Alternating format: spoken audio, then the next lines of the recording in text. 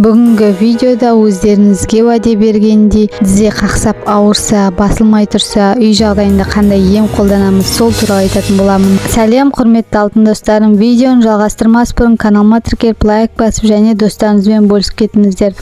Мүмкін бұл ақпарат достарыңызға қажет болып қалар. Тізесі ауырып отырған адамдармен, туыстарыңызбен бөлісе кетіңіздер. Тізе қақсағанда үй жағдайында емдеу үшін бірінші жұмыртқаның сары уызын аласыз. Сары уызын ақ уызынан бөліп аласыз. Сары уызын алып бір қасық тұз саласыз. Жақсылап екеуін араластырасыз. Тұз еріген соң 4 слой бинт аласыз. 4 қабат бинт аласыз. Сол бинтқа жаңағы қоспаңызды жағасыз. Байлап қоясыз. Тізеге жабыстырасыз. Сыртынан тағы бір қабат бинт орайсыз. Содан кейін эластичный бинт деген бар, аптекада сатылады. Соны орайсыз. Сосын жылы матамен үстіне тағы да орап қоясыз. Сонымен 1-2 сағатқа қоясыз. 1-2 сағатқа қойғаннан кейін алып тастайсыз. Сосын тізеңіз басылғанша осы процедураны күнде жасап жүресіз. Бұл қоспаны дайындап отыратын уақытым жоқ, немесе қатты шыдатпай баратыр десеңіз, онда лейкопластырь алып қойыңыз, Алиэкспрессте бар. Сол лейкопластрдың сілтемесін сізге керек болса описаниеға жазып кетемін. Осымен видеом аяқталды. Пайдалы болса лайк басып,